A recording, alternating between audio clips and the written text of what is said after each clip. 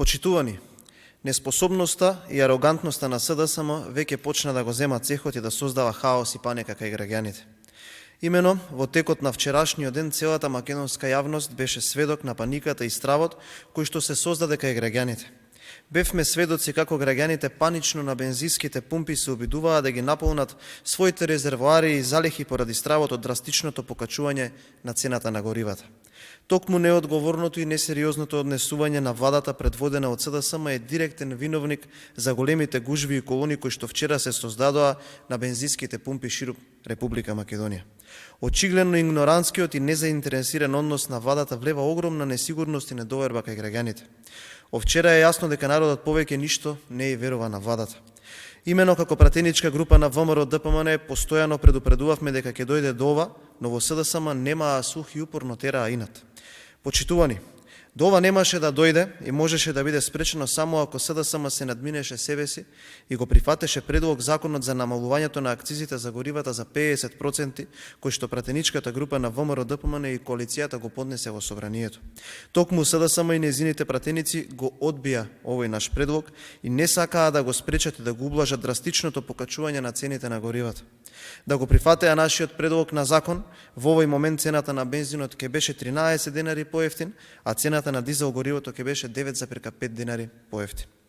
Но СДСМ како и секогаш, така и сега, го одби предлогот на пратеничката група на ВМРО ДПМН и на тој начин свесно не превзема апсолутно ништо за да ги спречи и намали последиците од зголемувањето на цената на горивата.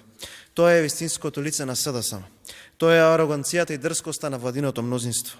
Нив не ги интересираат проблемите и барањата на граѓаните и стопанството. За жал, оваа самобендизаност скапо ја плаќаме сите граѓани на Република Македонија. На крајот, покачување на горивата со сигурност ќе има и овој пат ќе биде многу поголемо од тоа што беше претходните 9 понеделници.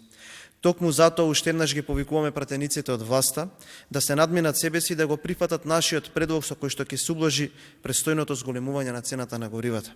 Ги повикуваме уште денес да закажат седница каде што сите заедно ќе го изгласаме овој предлог на закон. Ви благодарам, доколку има прашања, повелете.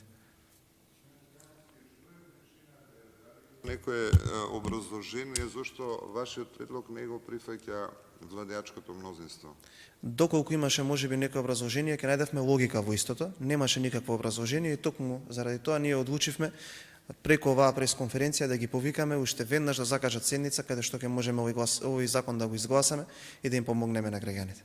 А што доколку не го прифатат овој предлог?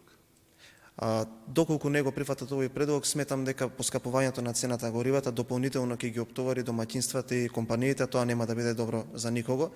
Ги повикуваме да се надминат, веднаш да го прифатат ова. Ние ги повикавме минатиот пат и да достават и предлог ребаланс на буџет, за да средствата кои што ќе се скратат како приход, да можеме да ги испланираме од други ставки. Во овој момент, во оваа криза е многу порационално да ги помогнеме граѓаните и стопанството, отколку да трошиме на непродуктивни трошоци. Ви благодарам.